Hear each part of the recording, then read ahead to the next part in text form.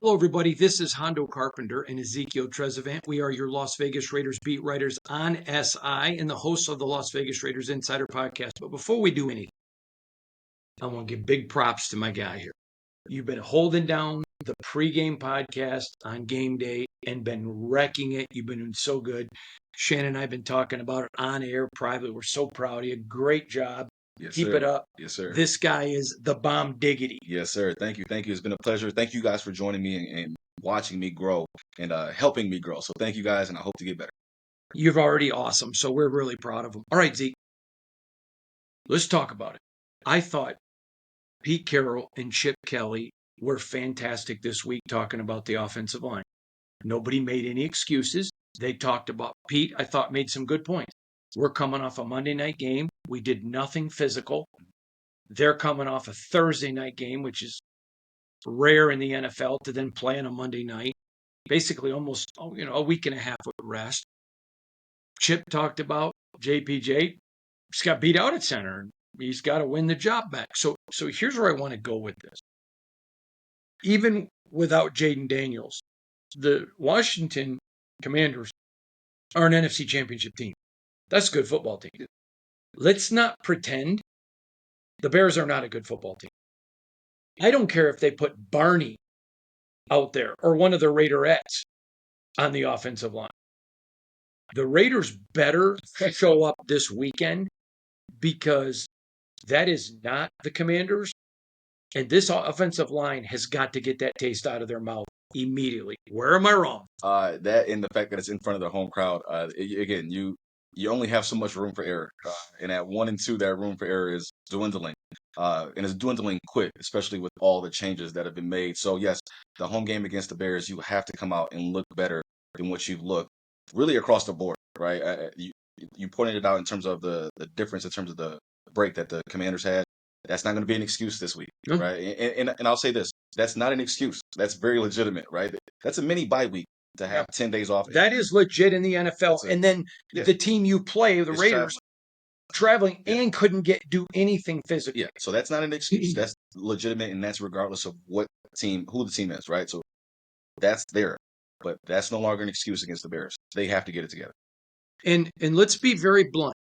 I had some people say, well, you're giving. I didn't give passes. I thought everyone in the offensive line was not good. I thought Colton was the best. Now, we expect more out of him. Yes. I thought Jordan Meredith was second best. I actually was, there were some things he did wrong. He was not good, but I thought Jordan Meredith, after Colton, and then Dalen, Alex, and Delmar, we just kind of put them in a clump together, right? But the point is, after this week, if they perform like last, then every question's on the table. You got to question Brennan Carroll. You got to question Chip Kelly. You got to trust him, Pete, and they're handling the offensive line. And then you got to look at Spytek and eventually Tom Brady. If it gets to 1-3, everything is on the. Well, if it gets to 1-3 and the offensive line performs like it did last week. Yes. If there's no changes, if you don't see any kind of difference between what you've seen the last couple of weeks, all the questions are really out there, and it's only responsible to ask those questions at 1-3 after all the changes that have been made to still be sitting essentially in the same spot that you were in a year ago. There's some questions that are brewing for sure, 100%. And then, so if you're the Raiders, I thought Pete Carroll, everyone says, oh, you're giving Pete a pass. I don't think I gave him a pass. I thought his answers, he's not ducked anything. He's been I thought Chip was phenomenal talking about the offensive line.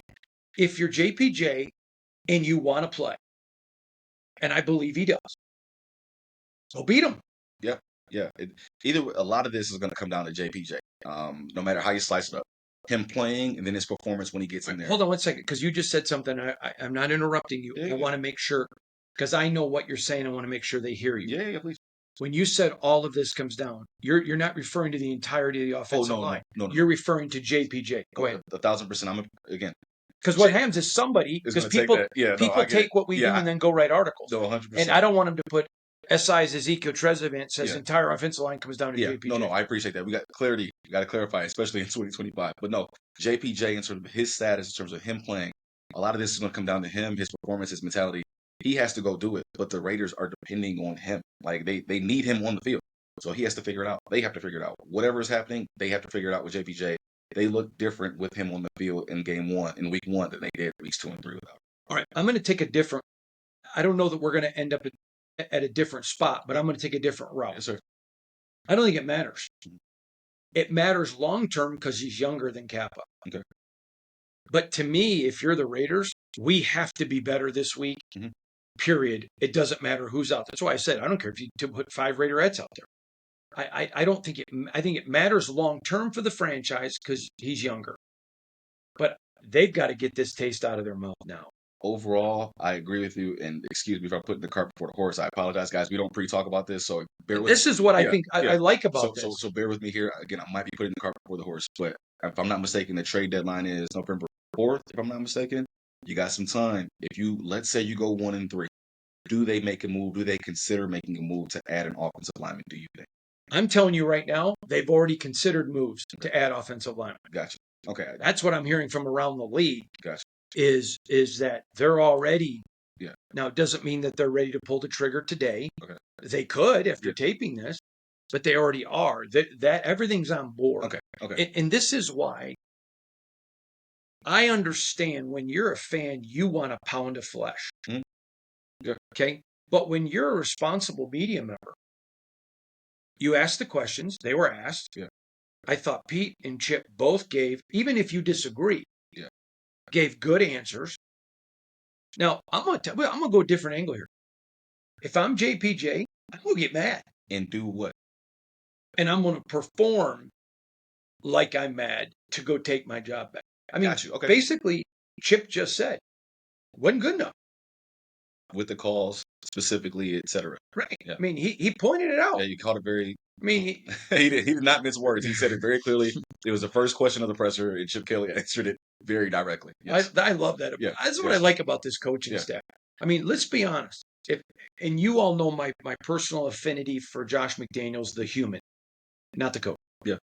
Josh McDaniels, we're going to go back and we're going to look at the film and we're going to have to make some evaluations and okay.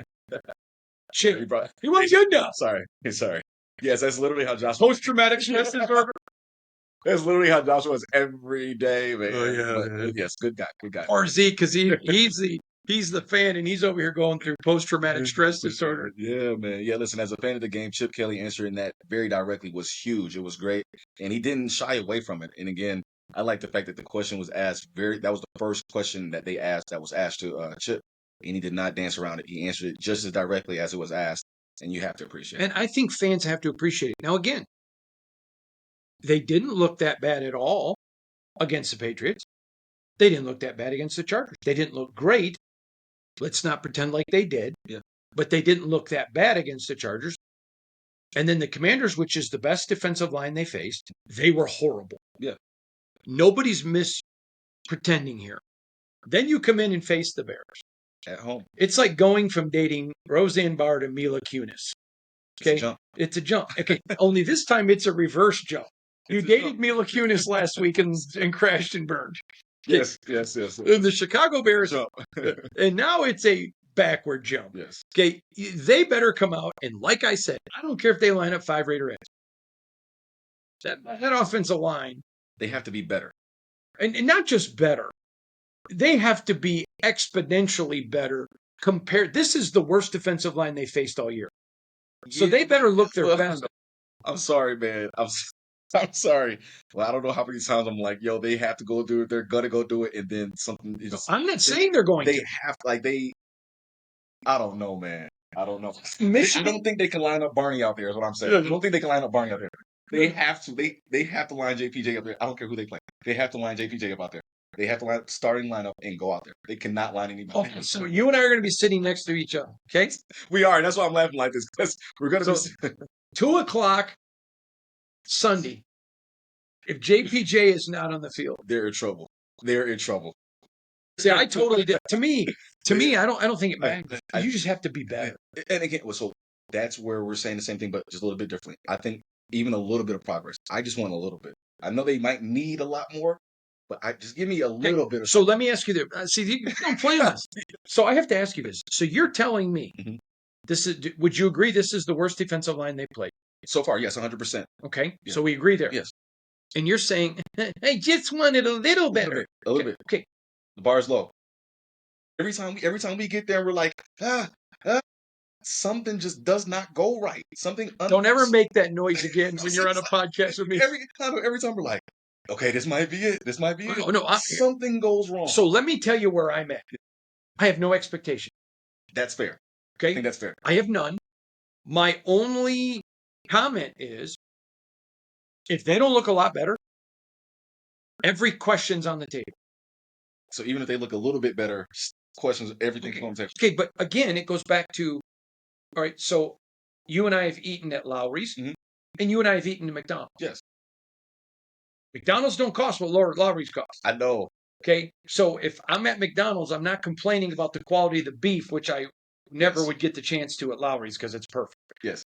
My point is, you can't be a little bit better when the competition is so incredibly decreased. You have to look presentable. Do they have to look like Anthony Munoz and those Bengals? Yeah. No. They don't have to look like the old Washington Hogs. Yeah. No, with Russ Grimm. Okay, but they have to look like a respectable Raider team. Respectful. 18th best offensive line. They can't look. They look like the 64th line on a 32-team team. We're on the same page. There. Okay, but for you to be a little better, they go from 64 to 60. I'm saying you got to go from 64 to 18. All I'm saying is that they are 64, but they're playing against, let's say, the six. Like their talent that they're playing against is equal to what they've shown on camera. You see what I'm saying? Like, yeah, the Bears are bad, but so has been the Raiders' offensive line the last 2 weeks. Okay. Like they're almost. So I think we both agree here. Y'all better pick it up, because if you don't, yes, let's go. We got some tough questions. Listen. We have some really 1-3. If they go 1-3. No. See, this is where I think you and I are different. Yeah. If the offensive line looks like the 18th best offensive line in the NFL and they lose, I'm not going to go ask about the coaching for the offensive line. I just don't think I think if they lose against the Bears, I am highly, highly confident the offensive line is probably going to be the reason why. Okay, we're in agreement. but I also teach my son about Santa Claus. Okay, so here's where I'm going to go with this.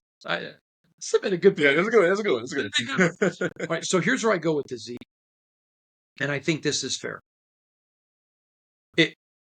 If they play as poorly as they did last week, this is a team in real danger of the season getting away from them quick. Agree.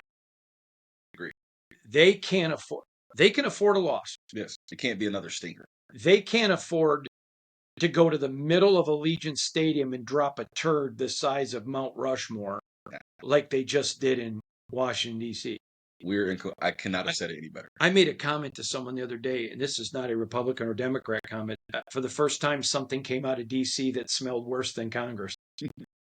Both parties. Yeah. And it was the Raiders' offensive line. So to me, now let's talk about this. I predicted before the season, I thought they'd be 2-2 after this game. Okay? Which they very well have a chance of being right where I predicted.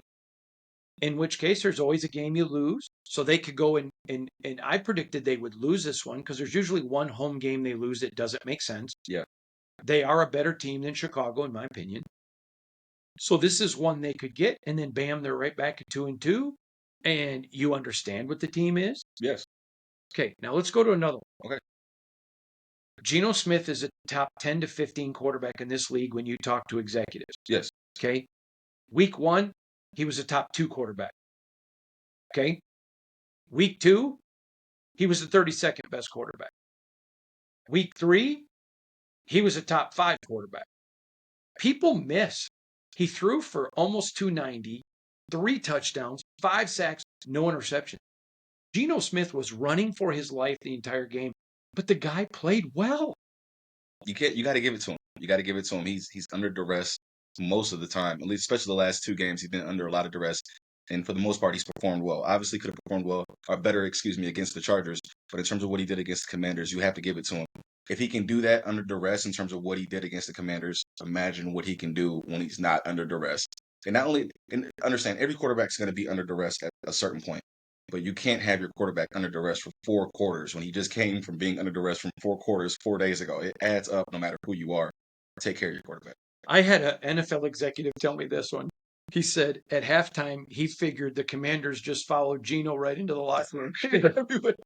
What's he supposed to do? But at the same time, like, that was part of, and if we're being honest, right, the running back position and the quarterback position in terms of the Raiders coming into the season, part of it was we have to find somebody that can deal with not necessarily having the best offensive line. You have to be able to make something shake when things break down, and that's part of why Geno's here. Yeah. He's doing exactly what we expect. Yeah, I've been impressed with Geno. Me too. I mean, you got to protect him though. I don't care what quarterback it is. If he's getting pressured the whole game, if he's on his backside the whole game, it's going to impact his performance, guys. You know what I loved about Geno is after the game on Sunday, Pete comes out. Pete did what every good coach does, took the blame. Mhm. Geno comes out and we're like, hey, Pete just took the blame. And he's like, oh, no, this was on me. Yeah. And we're all like, no, it wasn't. Yeah. But we appreciate what he did. That's what real leaders do. Exactly. All right, let's talk about Ashton Jeanty. Yeah. This is a team he should be able to go for a hundo for. Not a hondo, a hundo. Yes, 100% correct. The Bears give up a lot of rushing yards. I think they give up about 100, 120 somewhere in their rushing yards. And that's to your point, right? Like these guys have to go out and do it. This is the team to do it against. Ashton's like he's waiting to explode basically, and it's only a matter of time before he does. And when he does, I think that in itself is going to get everybody's. All of this works together, guys. Right? They all feed off of each other for the better or for the worse, right? Everybody's waiting on Ashton to explode. I'm interested to see what his touchdown is going to be. I thought he looked really good against Washington when he was doing it himself. Yeah. Here's the deal. You know how quarterbacks will buy their offensive line? Yeah. Food, jewelry, whatever it may be. I would bet that Ashton, if he can just get out of the backfield without getting touched, we'll buy him Rolexes. Listen, just give him something. Please. Give him a little bit. He is over in his corner saying his prayers and his novenas. Just give him a little bit of room. And it's going to come. It's going to come. And I think just, a little bit of success is only going to bring more success, right? So you got to get those together. And I want to say this because I think it's important that Zeke and I make this distinction. We're not making fun of the players. No, not at all. It just, after 6 years of me covering this team, you got to make light of certain. This has been the Raiders. Yeah, this is what I've covered. Yes, you gotta have some fun with it, and I think that's what we're doing. Is that we're just having fun in general. And here's what I love: is they know. Oh yeah. You know what? Listen, you don't like the narrative. Go do something about it. JPJ, you don't like it being talked about by your coaches that you didn't perform well, and just go stuff that size 14 cleat. That's the beauty of football, right? Especially on the professional level is 9 times out of 10, the coaches are going to put the best player on the field. You got to go prove that you're the best player for that job. So years ago, I'm covering the Detroit Lions, and I'll tell you who, but there was a player that wasn't playing. Okay. And fans wanted this guy to play, and so the coach put him out there. Mm-hmm. After 3 plays, he said, "Does your hamstring hurt?" No. Does your hamstring hurt? Yeah. Yes, sir. All right. Yeah. Take a seat. Yeah, go sit down. That's why. That's why we don't play them. Yeah. Make your statement. And so to me, all right, I said something, and I'd love your input. The Raiders are playing the Raiders this week. They're not playing the Bears. So I said this early in the week. I had an NFL executive that I texted, and I said, what would you do after a game like this? This is what he told me. He said, Saturday night at the team hotel, usually you watch a movie.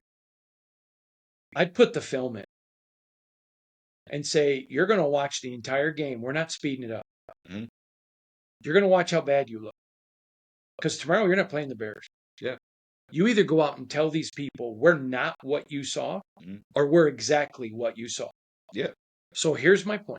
I don't think they're going to play like they did in Washington. I want to make that point clear. If they do, this season could get sideways quick. And if they don't, I think last week could have been the bottom of an upward trajectory. It has that potential. And in terms of what you said, in terms of the Raiders playing the Raiders, I've thought that since that kickoff return last week. That's when I thought, this is mental. And I told myself, okay, we're going to watch the next 3.5 quarters and see if it's mental or not. And by golly, it looked mental to me, okay, in every aspect. So I'm with you. They are playing themselves.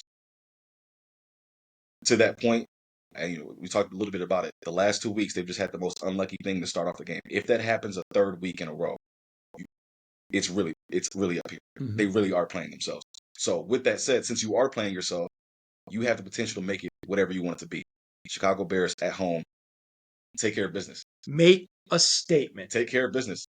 And they can do it. Because here's the whole deal. If you're 2-2 after 4, nobody cares if you lost to the Commanders and beat the Bears or beat the Commanders and lost to the Bears. Doesn't matter. Nobody cares. It's your 2-2. Mm-hmm. You are what your record says you are. 100%. I remember Bill Parcells one time saying, it just comes down to, what are you? Yeah. Yeah. And I know there's a lot of players on this team with a lot of pride that this is where leaders this week are more valuable. And again, you may disagree. I think the way coaches have handled this has been brilliant. Oh, yeah. No. That I completely agree with. And they are very, I'll say, tactical in terms of how they answer things. And they answer it without running away from blame, right? But they also do it without throwing anybody underneath the bus. Here's what I loved about, so Josh McDaniels, AP, he just said it. Yeah. I love AP was the best in the press conference. Yes, AP was amazing. He didn't know how to dance. Yes, listen, he was having fun though. He did his thing. These guys don't dance. But my dad used to say the definition of tact is the ability to tell someone to go to hell and make them look forward to the trip. Yeah. They have a way of just saying, no, not good enough. Yeah. Okay. And how can you be mad about that? Yeah. Whereas an AP answer would have been, well, he got his blank kicked. Yeah. Yep, very much so. All right, so again, I think this is the Raiders versus the Raiders. Back to my prediction of 2-2 or 1-3, but how they lose this game. I mean, if they go out, the defense gets 3 touchdowns, and Geno throws for 3, and they win the game, but the offensive line looks just as terrible. I think this isn't about a win. Yeah. It is about the questions on the offensive line. This is one of those. There's an old saying: "Proof of the pudding's in the eating." Yeah. Don't tell me how good a cook you are. Put a bowl in front of me. Well, we're gonna find out real quick. We're gonna learn lessons. They are not playing an NFC Championship level team this week. Yeah. They are playing Roseanne Barr. Yeah, this is no offense to Roseanne. No, none at all. But Mila Kunis was last week. Facts. Don't get me started. Yes. So listen, we'll see what they do. The ball is really in their court, especially this week against the Bears. They have the potential. They just have to take care of business. So we'll see what they do. Take care of your business. See you, everybody. Hey, don't forget, Zeke, tomorrow morning before the game. Check it out. Pre-game podcast. It's going to rock. This guy's a rock star.